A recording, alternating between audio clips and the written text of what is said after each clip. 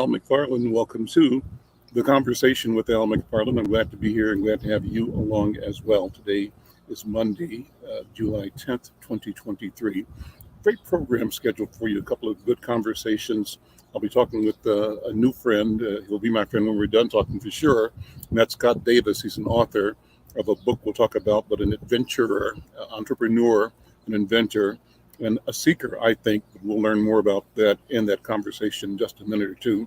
And of course, my colleague and friend, Leah, Coach Leah, is here.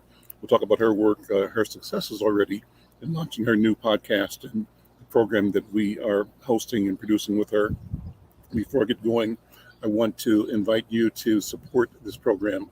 So thank you for supporting it. First of all, here, wherever you are, if you're checking us out on any of the YouTube platforms or the Facebook platforms or on Twitter or on LinkedIn, send us a note in the comment section. Tell us your name and where you're joining from. And if you've got a question or comment, drop it there. We want to hear from you. But we want you to support this work by going to our YouTube channel, not now, later on, and becoming a subscriber. YouTube, Insight News MN, Insight News Minnesota, and subscribe, like, and share. We've got around 300, 400 subscribers now. We want 1,000, and we'd like for you to be one of those. We want you to bring 10 friends so that we can bring this program to a level that we can monetize it and grow it in the process. We want to also, as always, thank our friends over at the Minnesota Department of Health. They've got a community vaccine event coming up on Saturday, July 15th from 10 to 4 over at the Amherst H. Wilder building at 451 Lexington Parkway North in St. Paul. And we want to just keep reminding all of us to pay attention to the protocols that we've learned over the COVID pandemic and how to be safe and to be proactive and preventive. Keep those protocols in mind. Also, trust the vaccines, get vaccinated. Well, let me begin, as I often do, with what we call the hot topics, and we've got a couple of them there. And these I want to just share with you parts of stories that are running in our newspaper. And if you have something to say about them, to comment on them, we want you to do just that. The first one is an article that's by our colleague at the National Newspaper Publishers Association, Lauren Victoria Burke. She's an NNPA Newswire contributor. And this article is called After Anticipated Affirmative Action Ruling, Black Leaders Speak Out. And she writes that after the Supreme Court did what many have long expected, and that is to strike down race-based admissions to colleges, Black leaders held emergency press conferences and strategy calls, one convened by Mark Morrell on June 29th, hours after the Supreme Court decision, yielded some very sharp commentary. Affirmative action refers to a set of policies and practices aimed at promoting equal opportunities for historically disadvantaged groups, particularly in relation to employment or education. And the purpose of affirmative action, Lauren writes, is to address the historical and ongoing systemic discrimination and underrepresentation that has been faced throughout history. Women, racial minorities, ethnic minorities, individuals with disabilities have been beneficiaries. Typically, affirmative action involves taking proactive steps to increase the representation of these underrepresented groups in areas where they have been historically excluded or marginalized. Well, here's the problem. A 6-3 ruling by the U.S. Supreme Court will alter college admission policies. Chief Justice John G. Roberts Jr. wrote an opinion for the majority saying that programs unavoidably employ race in a negative manner and that they involve racial stereotyping in violation of the Constitution. So the ruling affirmed that race-conscious admissions programs at Harvard and University of North Carolina are unconstitutional. Well, there was dissenting, but you should read the article. It's interesting. Tell me what you think. Make a comment. Then the second one is kind of in the same vein. It's an article, it's an issue that we're with all the time. It's an article by Philip Ewell, who's a professor of music theory at Hunter College. It's an article published, I think, July 8th. And it says the U.S. music education U.S. music education has a long history of anti-Blackness, and that is finally being confronted. So Professor Ewell writes that when it comes to achieving racial diversity, music education at the university level in the U.S. still has a long way to go. And he says one of the leading professional organizations, which is called the Society for Music Theory, put it bluntly in 2020, open quote, "We humbly acknowledge that we have much work to do to dismantle the whiteness and systemic racism that deeply shape our discipline." That's what they wrote. The focus is on white male Europeans in textbooks and music selected for study has been called into question by countless scholars and practitioners because of music education's deep root in anti-Blackness. In recent years, the simplest solution for music professors has been to find non-white classical composers and use their work on a program or concert to demonstrate the school's commitment to diversity. One person whose work some professors have used in such a way is Florence Price. She's a composer, music teacher who died in 1953, considered one of the best black female musicians with mainstream appeal. But the last paragraph I'll share is that he says, in my view, as only one of a few black scholars in the field of music theory, such diversity efforts often serve only to reinforce the whiteness and the maleness of the system. Let me know what you think. And so I think it's a good conversation. It's one worth having. Love to have your point of view on this. Well, let me then now go to my main topic today, and that is my conversation with my guest for the first part of the program. And my guest is an adventurer, Scott Davis. He's a tech founder, he's an author, and he's captivating audiences with his unconventional approach to finding balance, and beauty, and meaning in life. He's got a thought-provoking book called Surf the Seesaw, Unconventional Essays on Balance, Beauty, and Meaning in Life. And Scott, welcome to the conversation with Al McFarlane. How you doing, my friend? I'm doing great, Al. I really appreciate being here. Well, I appreciate you taking time. When I saw the press release about your book, I sent my people a note saying, let's create a conversation. I'm curious as to what he's talking about. And here I am with a chance to ask you face-to-face in electronic person, I guess the right word for it is. Tell me, number one, beauty, balance, meaning in life. What does that mean? Well, I think that we have some pretty severe misunderstandings about what those terms mean, and we need to unlearn a lot of the baggage that we've accumulated living in society in Western society for a long time. So in my case, being a headstrong, adventurous kind of guy, at one point I just decided, you know what, I'm going to sell everything I own. I sold my houses, I sold my cars, I gave away the keys to my companies, and I bought a radial sailboat and sailed off to live in some simpler cultures in the Southeastern Caribbean for 6 years. And those people taught me a tremendous amount. And the first thing they did was they just stripped away a lot of the sort of false understandings, false assumptions that we take as being true.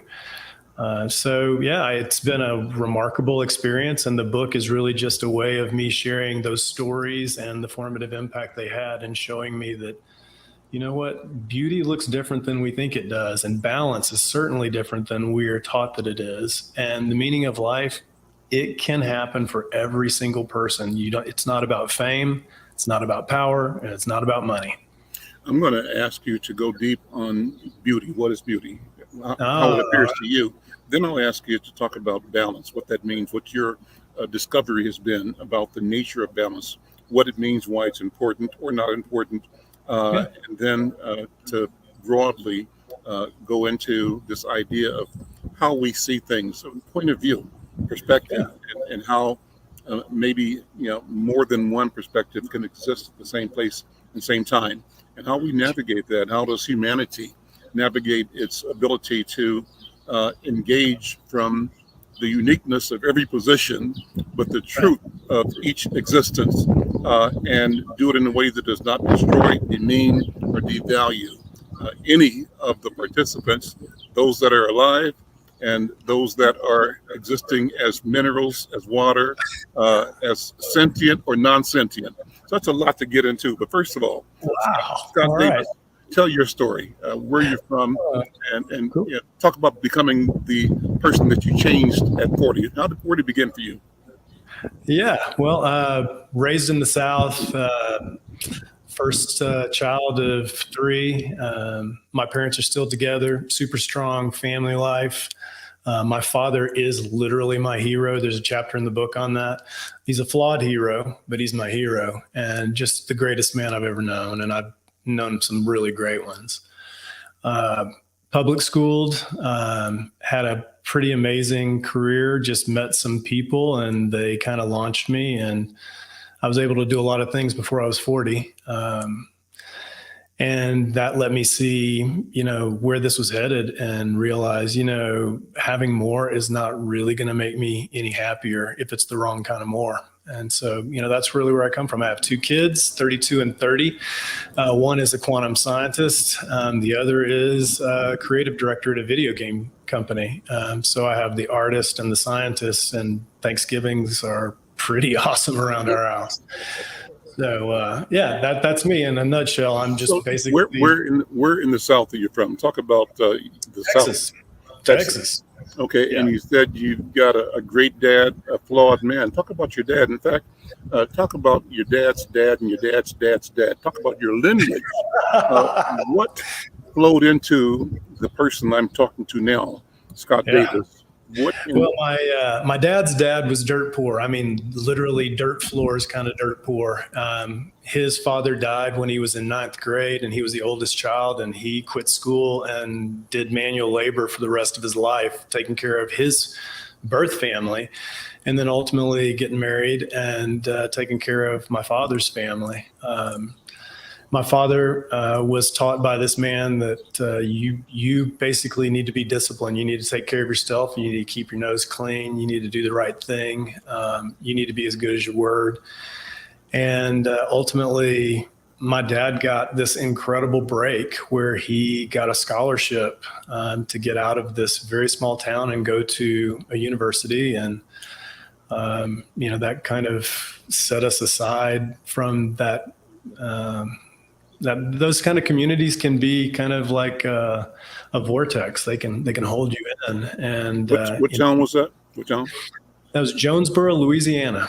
Jonesboro. Okay. Northern Louisiana. And so Dad got out, got through university, served in the U.S. Air Force during Vietnam, and then went on and was a businessman in the energy sector in Houston for the rest of his career. And that's the story of his life, is basically just being a good man over and over and over again for 50 or 60 years. And that's why I think he's a great man. It wasn't like he set out to say, look, all these sacrifices I'm going to make to be great. He just said, every single day, I'm going to get up and I'm going to do the good thing every single day. And when I remember when I was a kid, he was working like mad. I don't know, 60, 70, 80 hours a week consistently, had a 2-hour each way commute. And I remember Saturday mornings, I wanted to go play, and I needed him because, I needed him to drive the boat so I could ski, because that's that way, right? So he's just been slaving away all week long, and I go in on his day off and wake him up at 5:30, and he doesn't even say anything. He just gets out of bed, gets on, and go. And that's just the greatest story. I mean, because that's who he was. Anytime anybody needed anything from him, well, he was there, he was paying attention, and he was willing. And he was just a great man. So where'd you go to school? Undergrad Baylor, grad school at Vanderbilt. What about your college life? What kind of growing did you do while you were at university? Who were you when you walked on campus the first time? Who were you when you left? Well, when I walked onto campus, the first time, I was a child of, let's just say, affluent, evangelical Christian family in the South. And so I had a lot of really narrow-minded views about a whole lot of things. Like what? Well, there were 3 non-whites in my public school. Mm-hmm. So 650 kids, I had 3 non-whites. Mm-hmm. I had never been around anybody who was gay. I had never been around anybody who was an avowed atheist. Mm-hmm. I'd never been around anybody who had a different ethical framework. And so, university was for me being dropped into this diversity of ideas, diversity of everything, diversity of priorities, of values, of skin color, of affluence, of everything. And it was very tense for me, between me and my parents, because I'm experiencing something that they've never experienced. And it's not that they were bad people. It's just that they had very narrow experience. Right. Mm-hmm. And so I think that that's, to me, in the book, I talk about how diversity is our species' superpower. And I think that it's not, people see it as this, it's like a tug of war or a tension, and it's all negative and it's zero-sum game. And my experience hadn't been that. My experience has been, holy smoke, man, look at all these different ways to do that thing. Yeah. Whatever that thing is, that thing could be cornbread, it could be ribs, it could be basketball, it could be, ethics, it could be anything. There's so many ways to do that. And if I just keep running around with the same people who went to the same school and read the same books as me, my view of the world is going to be very, very narrow. So that was my college experience. Was, it was classic, exploratory. Holy smoke, this is what it means to be gay. This is what it means to be poor. This is what it means to be an artist. This is what it means to be from a mixed family. Just a learning experience. And so when you came out and as you set into your career, where were you? Who were you? Because you still weren't who you are now. No. Well, I got married really early. And we had kids early. I had 2 kids by the time I was, in my 26, 27 years old. I already had 2 kids running around. And so my life for I'll call it the first half, was really defined as all the necessities. I got to feed them. I got to take care of them. I need to teach them. I need to be present for them. And so there was not a lot of time for what do I want and who am I? And so that whole process of thinking about, well, what is the meaning of life and why am I here? That stuff just got postponed until, the kids were older, because it was really just, honestly, it was the tyranny of the urgent. I need to get them fed. I need to get them to school. I need to make sure that they learn. I need to make sure they feel safe. And it was just that for 20 years. Okay. And while you're doing that, that was through your profession, through your work? What was your work? What did you do? So, I'm trained as a decision scientist. So it's basically a branch of computer science, economics, and mathematics. How do you structure decisions so that you can make a good one? And so I did that over and over again, a lot of different contexts. I did it for American Airlines. I did it for other large corporations. And then I also set up my own companies, including a tech company that I created in '99 to build software tools to do that for companies. And so, that's really what the success of that company is, what made all the rest of this stuff possible, honestly. So tell me about that company. What kind of success did you experience, and were you surprised? Did it happen the way you expected it to happen, or differently? What does success mean? Well, that's a really good one. You were doing a lot of stuff, it sounds like. Yeah. In a lot of places, right? So the first thing I would say is that success doesn't look like things are going according to plan, because our original business plan was wrong about 90% of the stuff that happened. And so yet we look at it and say, our employees were able to have amazing careers. They were able to learn. They were able to make a lot of money. They were able to go on beyond us and get great jobs and have a lot of success. And so we're super proud about our alumni, that they've gone on all over the place, whether it's EMC or Oracle or a whole host of, brand name companies, and that they've thrived. So, success is defined a lot of different ways. It's defined as, respecting your employees and allowing them to have a life where they don't need to worry about, are they going to get fired if they need to take a few days off or a few weeks off? When I needed to take some time off after 20 years, my business partner just said, you know what, you need to be gone for more than a couple of weeks. You need to be gone for several months. Just get lost. And, partners don't say that. Right. Partners normally are about, you need to pull your weight and everything. But Yep. I'd say creating a culture in which people took care of each other, I'd call that success.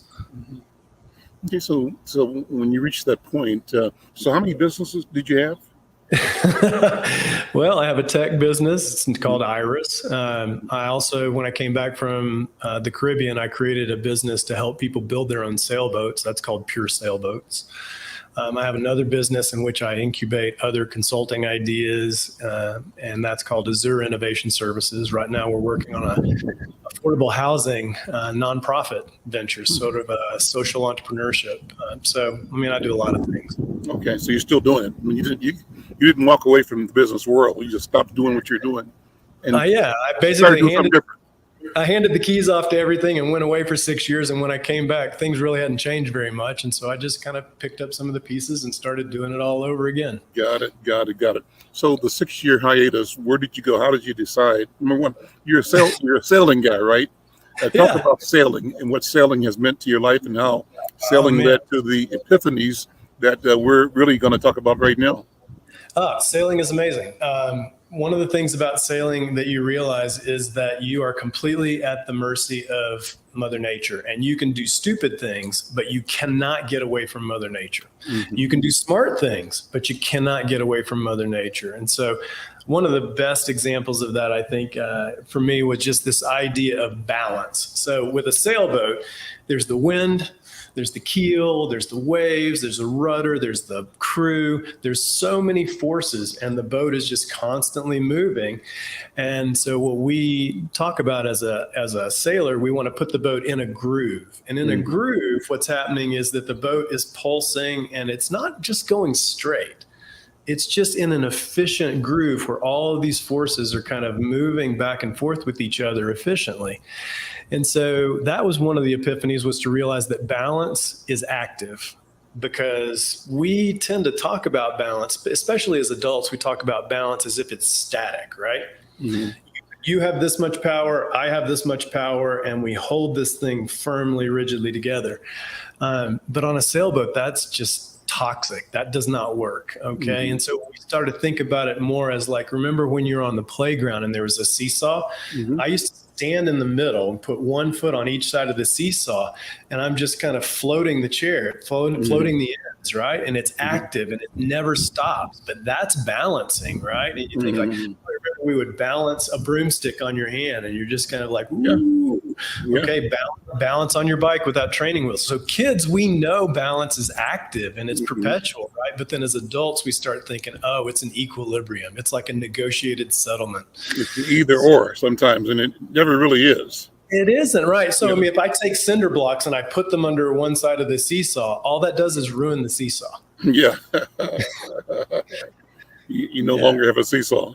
No, you do not. You have a plank with blocks. I love the story because as you're talking, I'm remembering that my days at sea, I'm a former Navy guy, right? Enlisted. There we go. And spent lots of time on the ocean, and I loved it. I loved, as you said, the awesome power of the ocean and of nature, and it makes itself clear to you, and it doesn't really care if you get it or not. You will get it, Yeah, you get it the easy way or the hard way, but you're going to get it. That's really a great and important principle, I think, is that there are two camps in society. One of the camps thinks that it's all about self-reliance. It's like the cult of the individual. Mm-hmm. And the other camp thinks that it's entirely about community and it's entirely about, nature and whatever.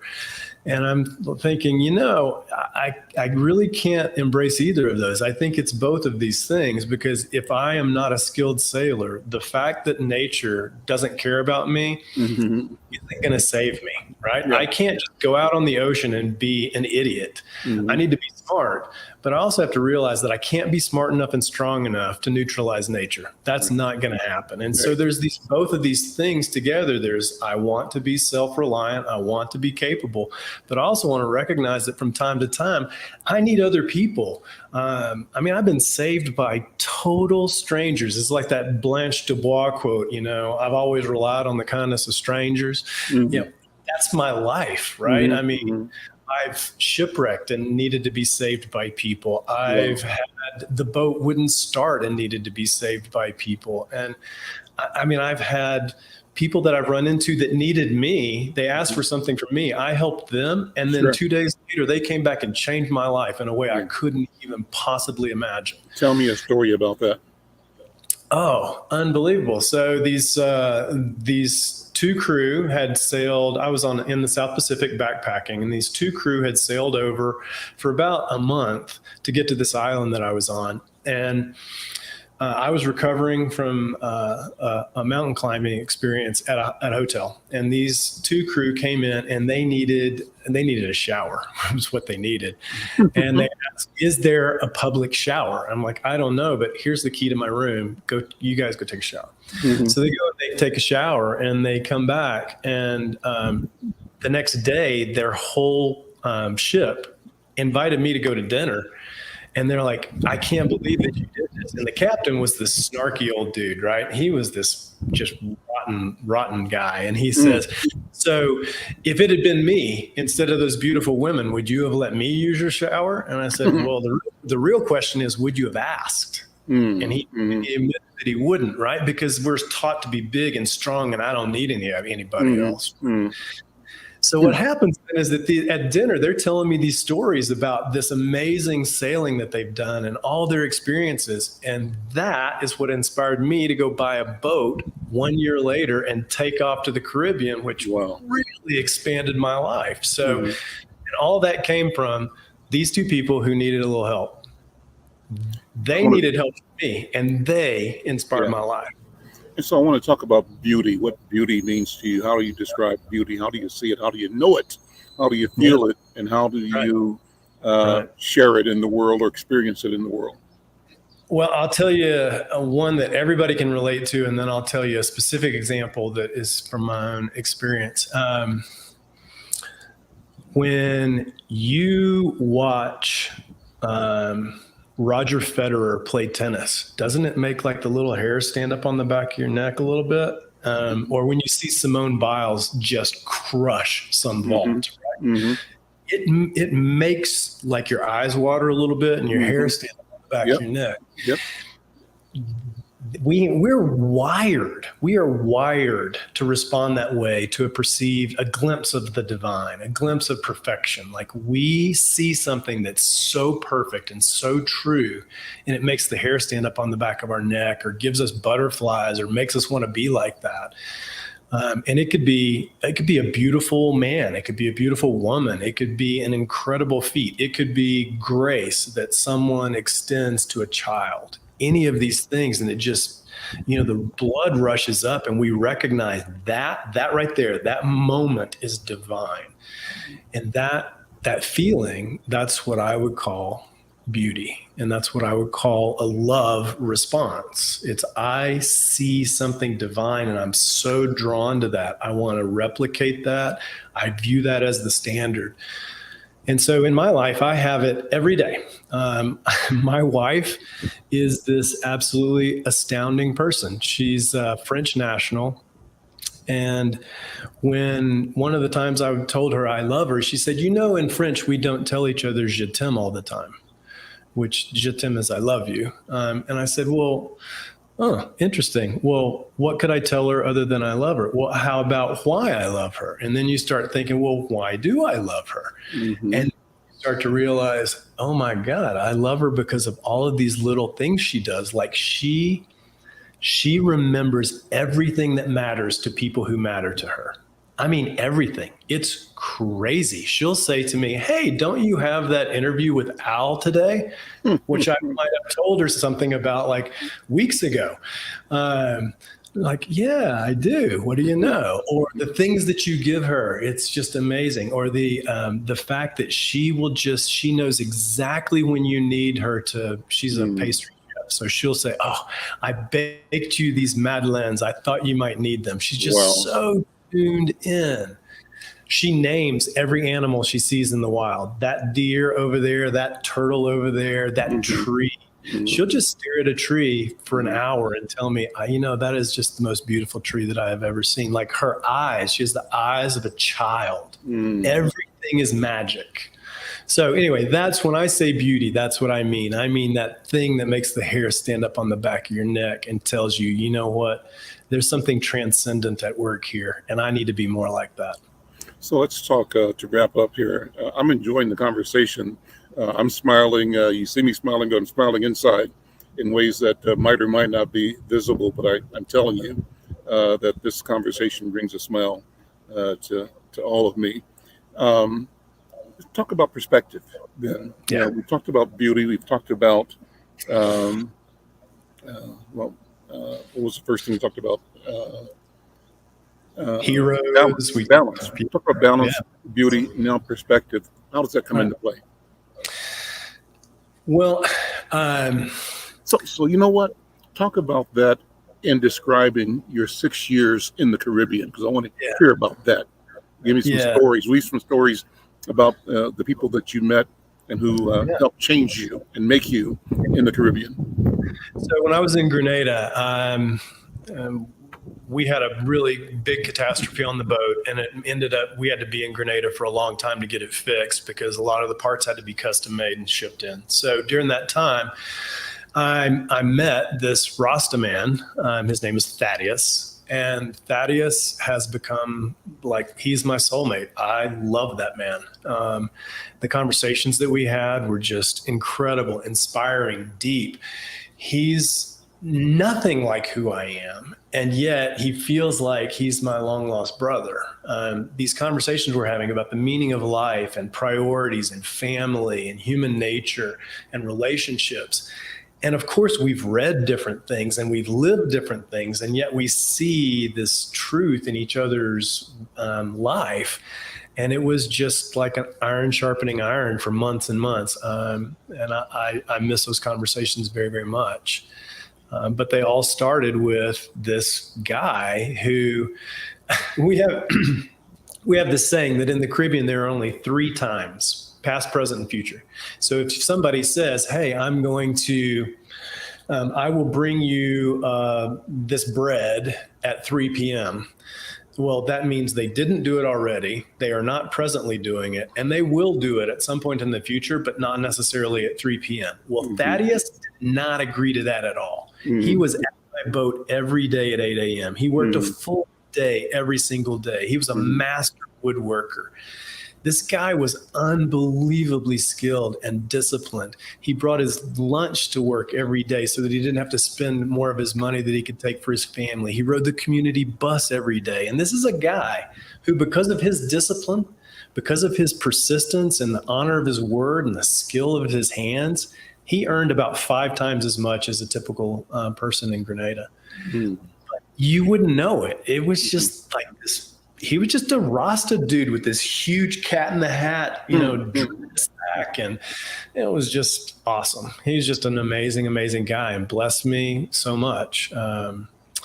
So yeah, there are people like that you meet and you just think, wow, I met a guy named Elliot in the Bahamas, and this guy went from an orphan to he's started his own auto rental business. He's got multiple jobs. Everybody knows him. Everybody likes him. He's like worked his way up through 100 jobs to get himself to where he is.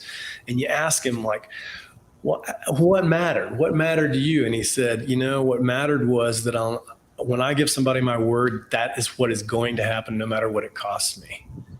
And I saw that. Like there were times when he said,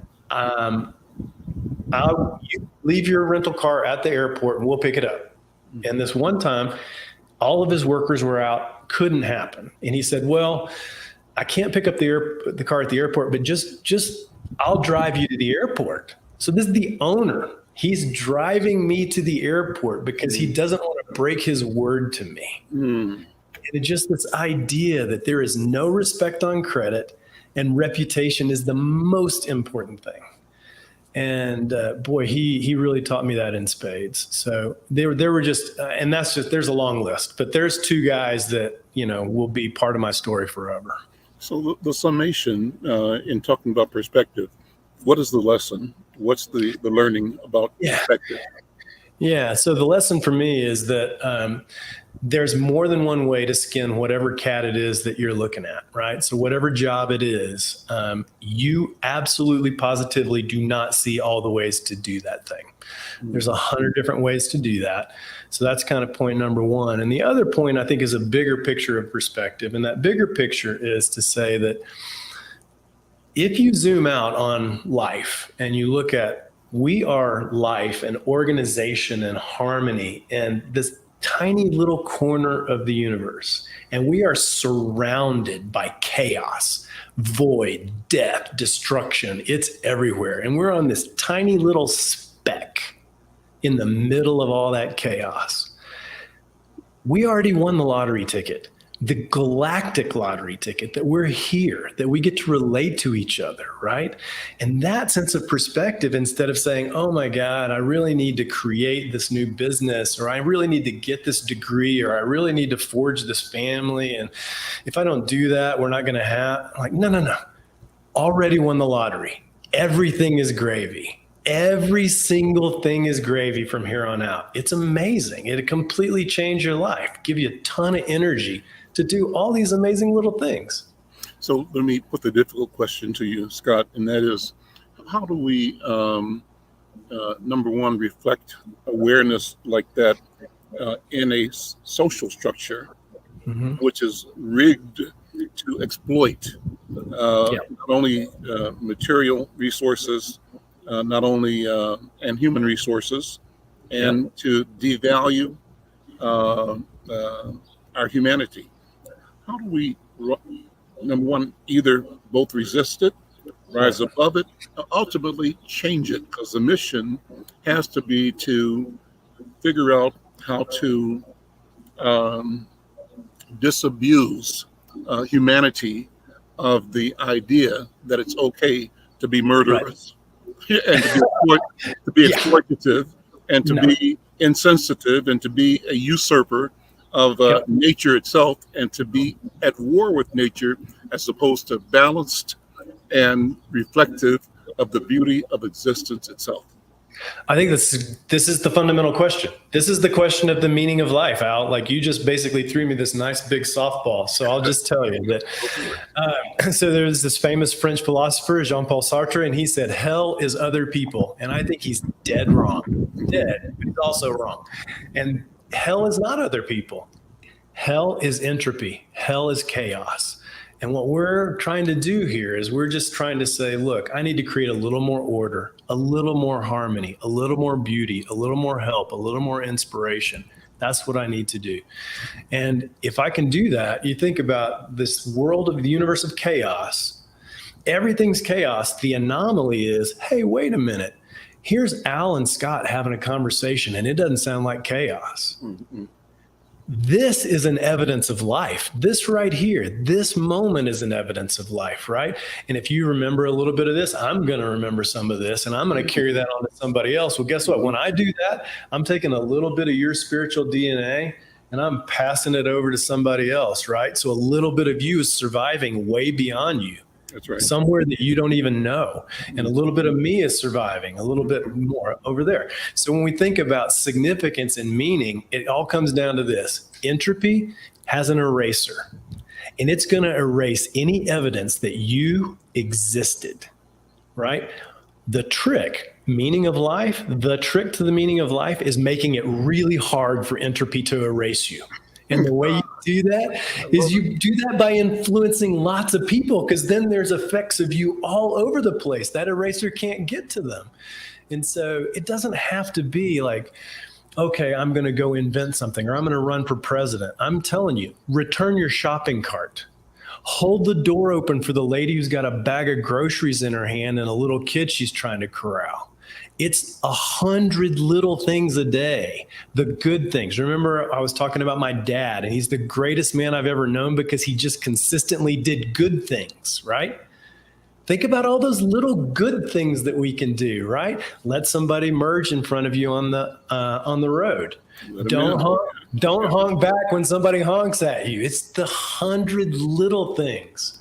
So anyway, that was my experience. Living in really simple countries allowed me to see that, you know what, it's the simple little 100 things a day that ultimately will compound and make a bigger difference. So my friend Mike V in the comment section says, uh, ask Scott to speak on the term of social dominance theory and its application in a colonized society like United States.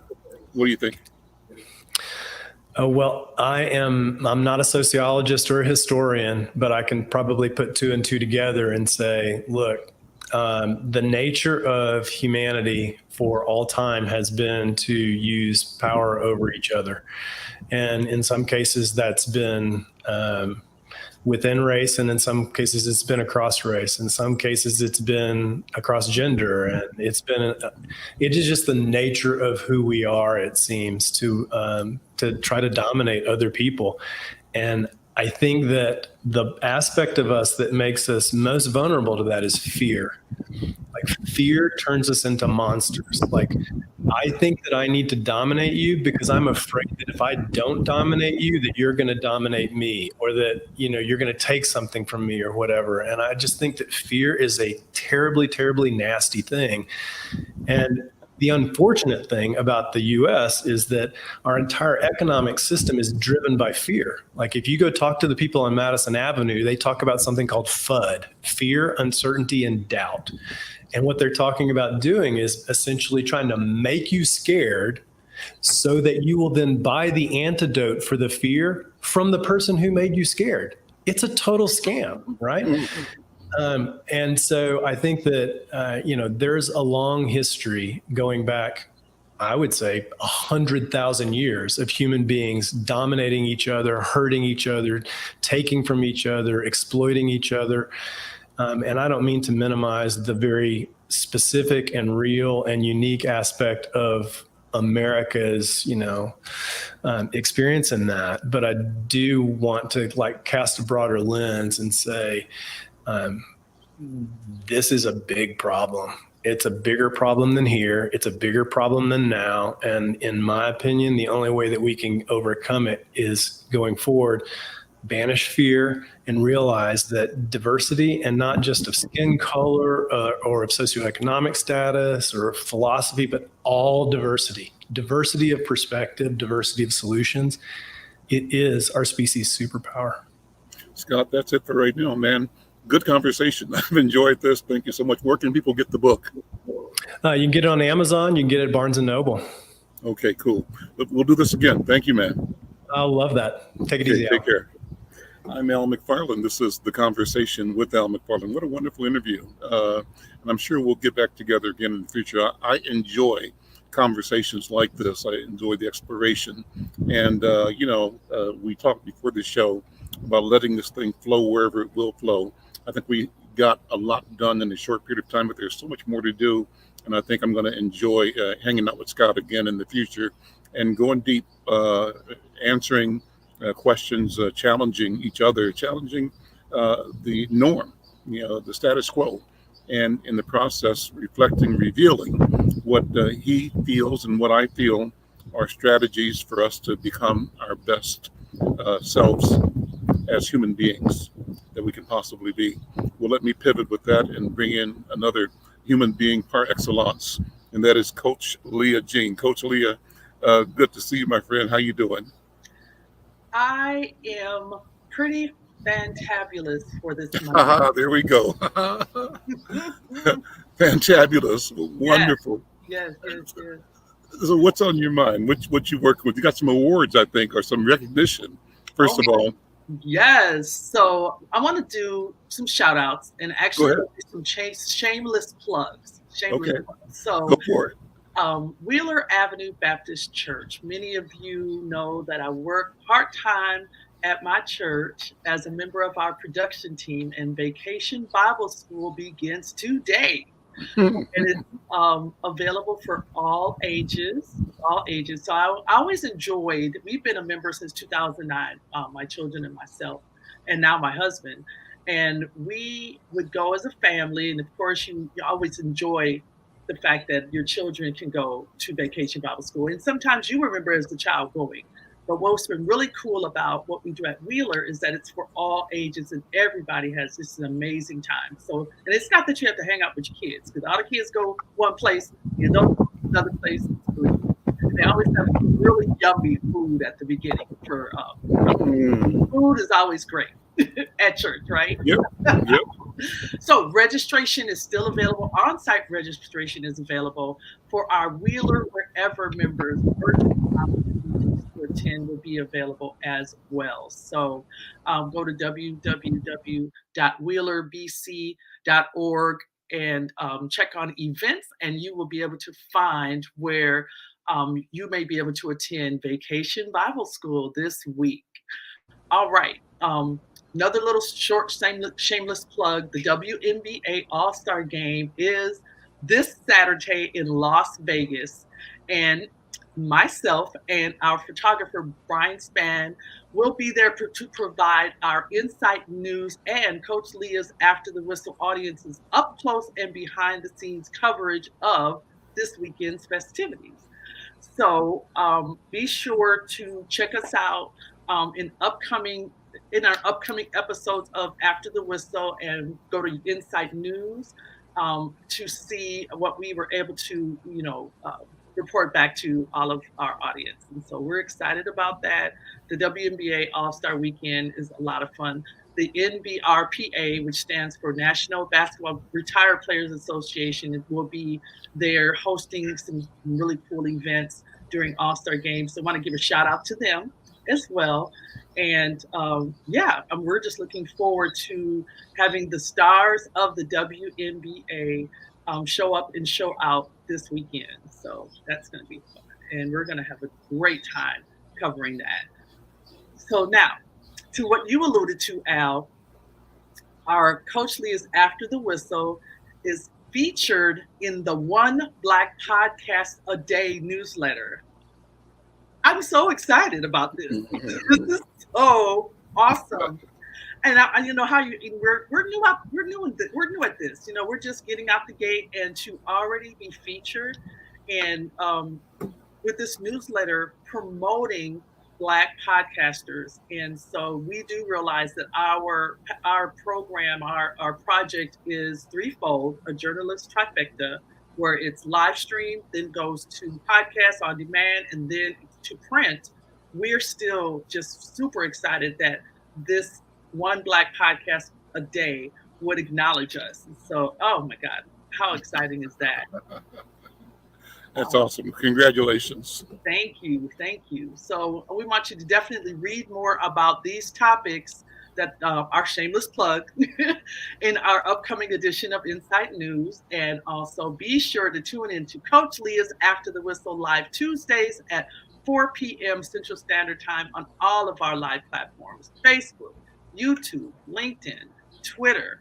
Podcasters, we're on Amazon, Apple, and Spotify. In print, which is probably my favorite, actually. I really, really enjoy writing our Insight News newspapers.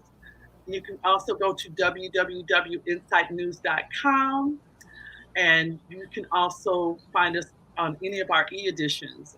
So if you just have to read, which is for a lot of us, it's just a lot of fun to just relax and read.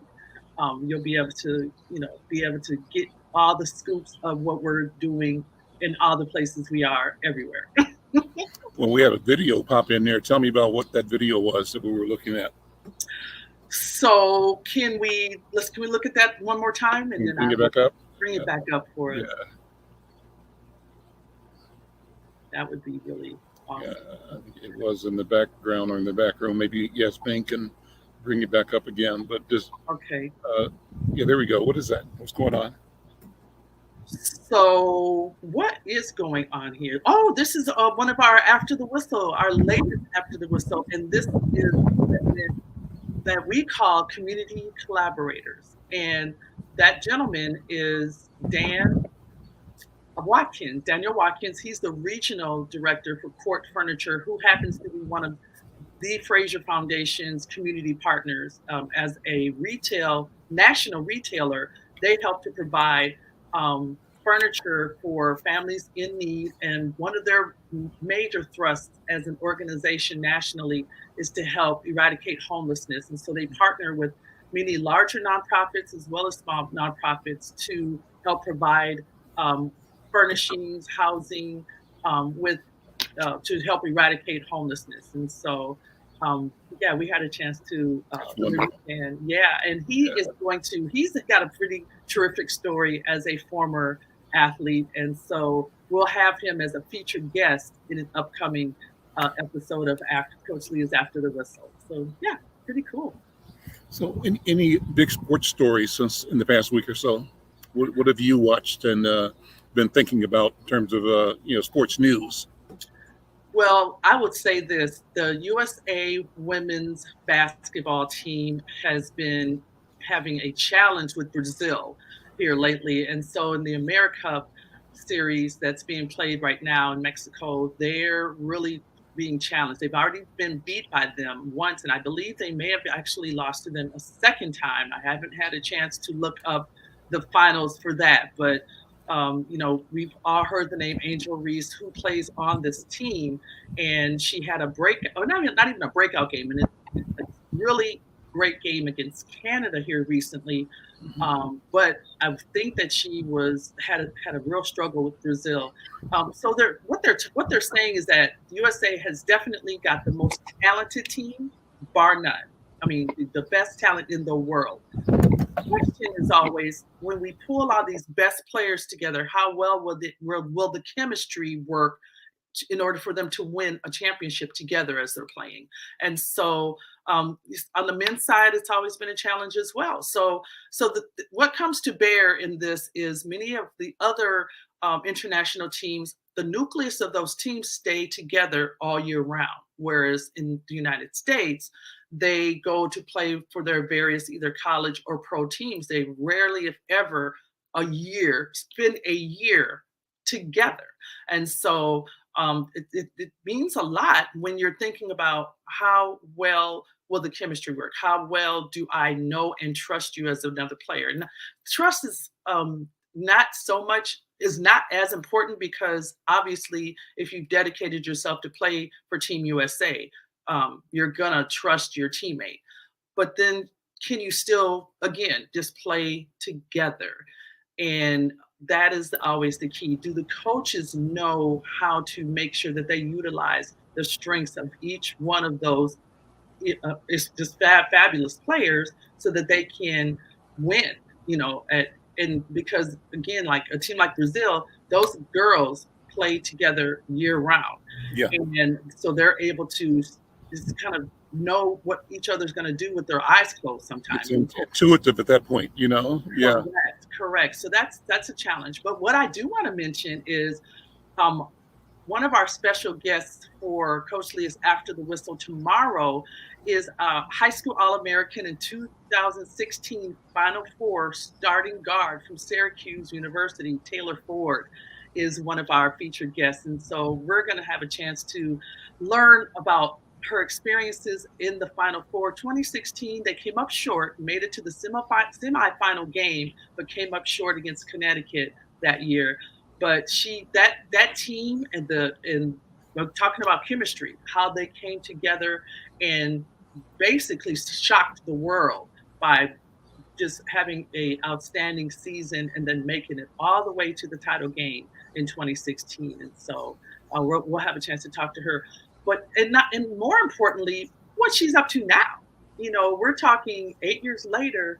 What are you doing now? What are things that inspire her now as a former collegiate athlete? And so we'll get to talk to her about that. And then we also have a little closer to home, again, because I'm your homegirl, Coach Leah, and we have the dynamic and inspirational Twin Cities native Dr. Roll that will be joining us today, Reverend Dr. Rolanda Smith. And so she's like, when our kids grow up, are we still their mom? But yeah, so her grown children, but all of them played athletics. And so she was that sports mom like I was back in the day. And, we keep we we really embraced those times. We were chasing our kids all around the country Yep. when they were playing sports.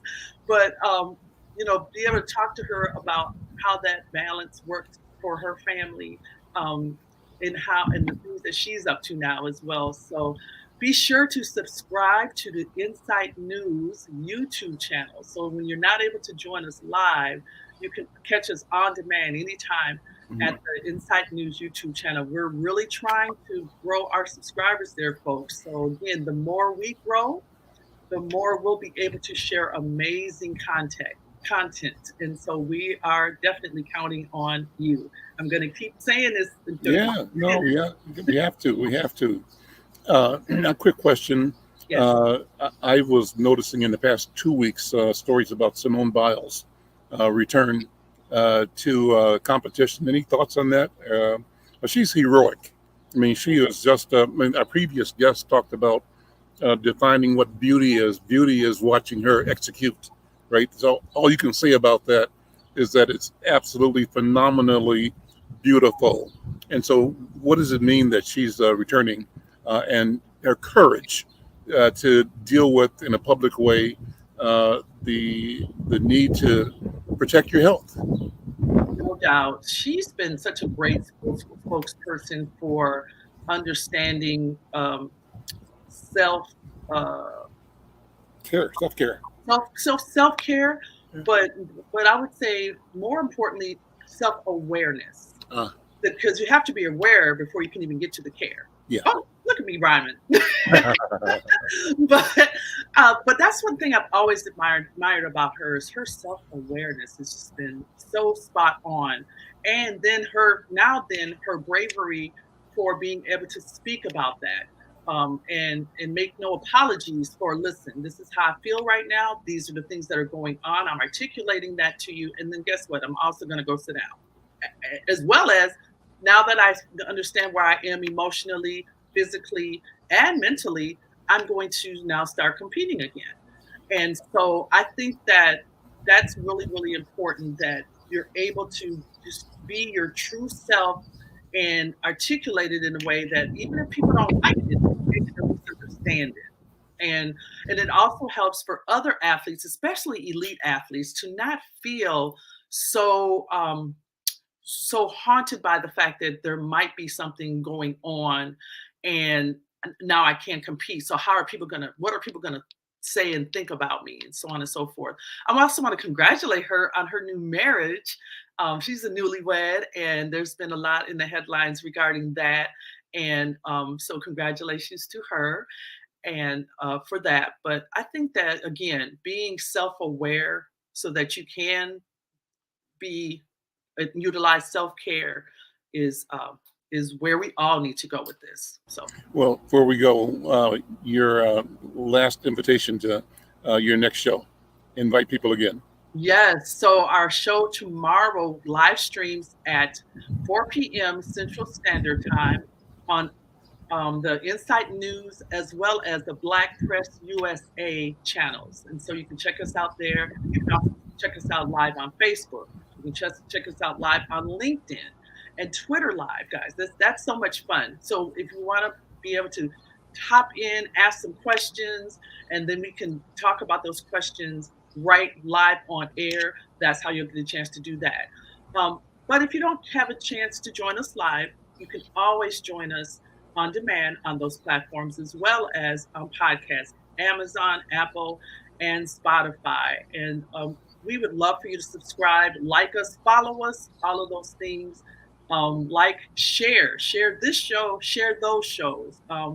We're happy that the Black podcasters found us, but we need more people to find us. And there we go. We're out of time. Listen, thanks. It's always a delight, Coach Leah. Well, before I go, I want to remind people that the Health Department, Minnesota Department of Health, is hosting a COVID vaccination event at Amherst H. Wilder, which is at 451 Lexington Parkway North in St. Paul. It's going to be this Saturday, July 15th from 10 o'clock to 4 o'clock. It's a free event, open to the public, and the Department of Health encourages everyone in the community to get vaccinated against COVID. Make sure you're protected. I'm Al McFarlane. We'll see you next time. Take care. Bye-bye, Coach Lee.